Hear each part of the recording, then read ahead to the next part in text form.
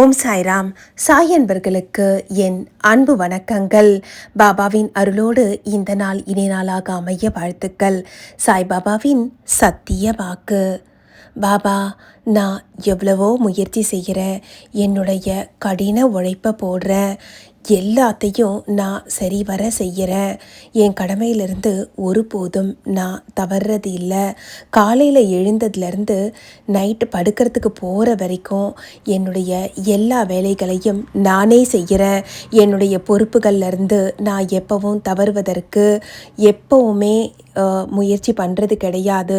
ஏன்னா நம்ம வேலையை நாமளே செய்தாதான் அதில் ஒரு நிறைவு இருக்குன்னு சொல்லி என்னுடைய பாரத்தை நான் யார்கிட்டையும் ஒப்படைக்கிறதில்ல.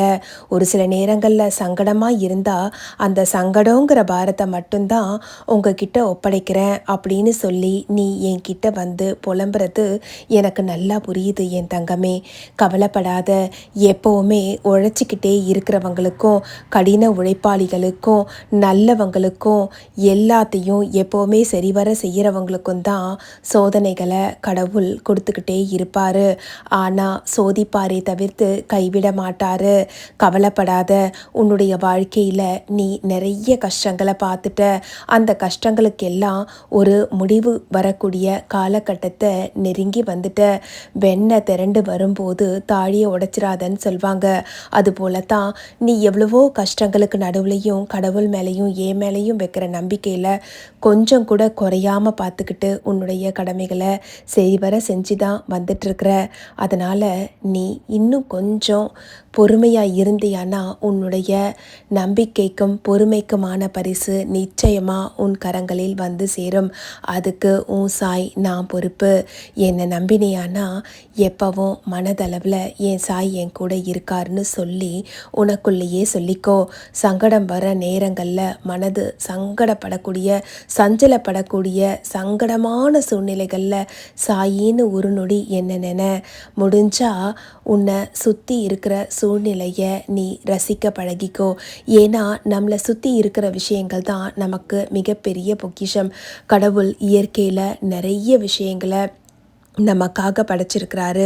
அழகான வானம், அதில் தவழக்கூடிய மேகங்கள், பச்சை பசேல்னு இருக்கக்கூடிய மரம், செடி, கொடி, பறவைகள், இதை மாதிரி நிறைய விஷயங்கள் இருக்குது. உன்னுடைய மனசு சங்கடமாக இருக்கும்போது நீ செஞ்சுக்கிட்டு இருக்கிற வேலையிலேருந்து ஒரு சின்ன இடைவெளியை கொடுத்துட்டு இந்த இயற்கையை ரசிக்க பழகு. இயற்கை மிகப்பெரிய வரத்தை நமக்கு அளிக்கக்கூடிய ஒரு விஷயம். உன்னுடைய மனசு அந்த நிமிஷம் இருக்கக்கூடிய அந்த வேதனை, உனக்குள்ளே இருக்கக்கூடிய அந்த ஸ்ட்ரெஸ்ஸான விஷயங்கள் எல்லாமே மாறும். ஒரு சில நிமிடங்களை நீ இதுக்கு செலவழிக்கிறதுனால ஒன்றும் குறைச்சிட போகிறதில்ல. இதுக்கு அப்புறமா நீ உன்னுடைய வேலையை தொடங்கி பாரு. உன்னுடைய மனசு லேசாகும். உன்னுடைய செயலில் நீ கவனம் செலுத்த தொடங்குவ. தினமும் இதை செய்யணும்னு இல்லை. உனக்கு எந்த நேரத்தில் ஒரு சில நேரங்களில் கஷ்டமாக மனசு நினைக்குது இல்லையா, அந்த மாதிரி நேரங்களில் மட்டும் இதை செய். இல்லையா உன்னால் உன்னுடைய வேலையிலேருந்து வெளியில் வந்து இதெல்லாம் பார்க்க முடியாது அப்படின்னு தோணுச்சுன்னா ஒரே ஒரு நொடி என்னை சாய்ன்னு நினச்சிட்டு ஒரு 10 செகண்ட் என்னை உன்னுடைய மனக்கண் முன்னால் கொண்டு வா. சாயின்னு என்னை நினச்சி மனசார சொல்லிட்டு, என்னுடைய மனசு பாரமாக இருக்குது பாபா, எனக்கு இதை லேசாக்கி கொடுங்கன்னு என்னை நினச்சி ஒரு 10 செகண்ட் அந்த அந்த 10 நொடிகள் போதும். என்னை நீ நினச்சா போதும். உன்னுடைய மனசு லேசாகிறத உன்னால் உணர முடியும். முயற்சி செஞ்சு பாரு குழந்தையே. நாம் முயன்றால் முடியாதது எதுவுமே இல்லை.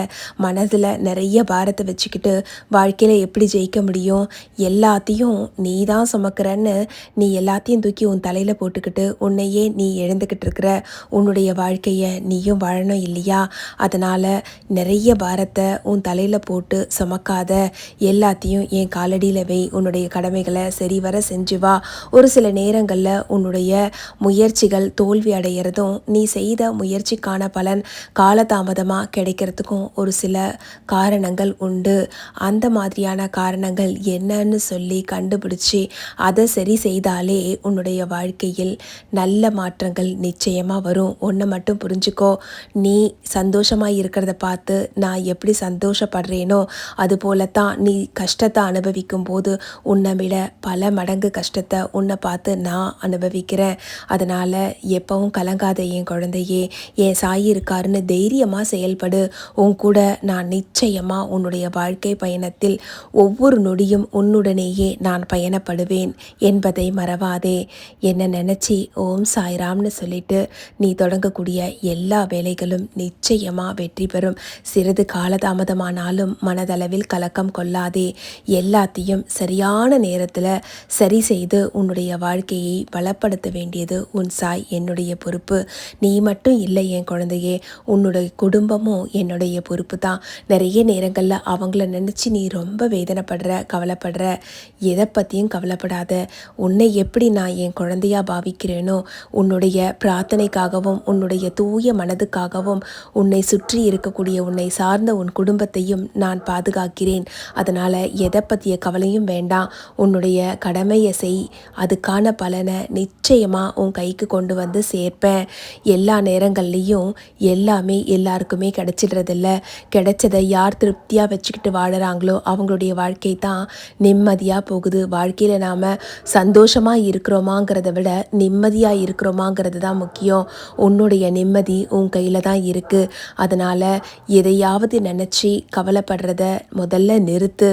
எல்லாத்தையும் என்கிட்ட ஒப்படைச்சிட்டு உன்னுடைய வேலையை பாரு. நான் நிச்சயமாக உன் கூடவே இருந்து உன்னுடைய சங்கடங்கள் அனைத்தையும் சரி செய்து உன்னை நிம்மதியாக வாழ வைப்பேன். உன்னுடைய பாவ கணக்குகள் எல்லாம் தீர்ந்தது என் குழந்தையே. கர்மவினையை நினைத்து கலங்காதே. அவை அனைத்தையும் என் துணியில் இட்டு பொசுக்கிவிட்டேன். நான் உனக்கு கொடுக்கக்கூடிய இந்த ஊக்கமான வார்த்தைகளை நீ மனசில் வச்சுக்கோ. உற்சாகமாக செயல்படு. என்னுடைய உதிய தினமும் நீ வீட்டை விட்டு கிளம்பும்போது நெற்றியில் தரித்து கொள்ள தவறாதே. முடிஞ்சா ஒரு சிட்டிகை தண்ணியில் கரைச்சி என்ன நினச்சி குடிச்சிட்டு உன்னுடைய வேலையை தொடங்கு. உன்னுடைய மன பயம் போகும். உன்னுடைய பதட்டம் தெளியும். உன்னுடைய வேலையில் உன்னுடைய கவனம் மிக சிறப்பாக இருப்பதற்கு இவையும் ஒரு விதத்தில் உனக்கு துணையாக இருக்கும். அதோடு எப்போதும் ராமநாமத்தை சொல்லி வா. கடவுள் காப்பார் என்று நம்பு. எப்போவுமே நாம் செய்கிற நல்ல வினைகளும் நாம் சொல்லக்கூடிய கடவுளினுடைய பெயர்கள், அதாவது கடவுள் நாமம், அது முருகான்னாலும் சரி, ராமான்னு சொன்னாலும் சரி, கிருஷ்ணான்னு சொன்னாலும் சரி, கோவிந்தான்னு சொன்னாலும் சரி, ஓம் நம சிவாயான்னு சொன்னாலும் சரி, ஏதோ ஒரு நாமத்தை பற்றி கொண்டு நீ செல்ல செல்ல உன்னுடன் கடவுள் பயணிப்பதை உன்னால் உணர முடியும். அவர் தரக்கூடிய வல்லமையை கொண்டு நீ மட்டுமல்ல, உன்னை சுற்றி இருக்கக்கூடியவர்களையும் நீ வளமாக வாழ வைப்பாய். என்னுடைய குழந்தைகள் எப்போவுமே தான் மட்டும் இல்லை, தன்னை சார்ந்தவர்களையும் நல்லா பார்த்துக்குவாங்க. ஏன்னா என்னுடைய குழந்தைகள் சிறப்பானவர்கள். அத்தகைய சிறப்பான உன்னுடைய குணத்துக்காகத்தான் நான் உன் சாய் எப்பவும் உன் கூட இருக்கேன். இப்போ மட்டும் இல்லை, ஜென்மாந்திரம் உன்னுடைய வாழ்க்கை முழுவதற்கும் நான் உன்னுடனேயே இருப்பேன் என்பதை மறவாதே. தைரியமாக செயல்படு என் குழந்தையே. என் அருளோடு சகல சௌபாகியங்களையும் பெற்று நீ வளமாக வாழப்போகிறாய். நல்லதே நினை, நல்லதே செய். உனக்கு நல்லது பல மடங்காக உன் சாய் நான் கிடைக்கச் செய்வேன். ஓம் சாய்ராம். பாபாவினுடைய இது போன்ற அற்புதமான அருள் உரைகளை கேட்பதற்கு இணைந்திருங்கள் சாய் சாத்விக் லைஃப் ஸ்டைல். இது போன்ற பதிவுகளுக்கு, பாபாவினுடைய அருள் ஆசீர்வாதம் நிறைந்த அறிவுரைகளுக்கு நம்ம சேனலை சப்ஸ்கிரைப் பண்ணிக்கோங்க. இந்த பதிவு பிடிச்சிருந்ததுன்னா லைக் பண்ணுங்கள். உங்களுடைய நண்பர்களோடும் இந்த பதிவை ஷேர் பண்ணுங்கள். இணைந்திருங்கள். நிறைய பாபாவின் அருள் ஆசீர்வாதங்கள் உங்களுக்காக காத்திருக்கிறது. நன்றி, வணக்கம். ஓம் சாயி, ஸ்ரீ சாயி, ஜெய ஜெய சாயி.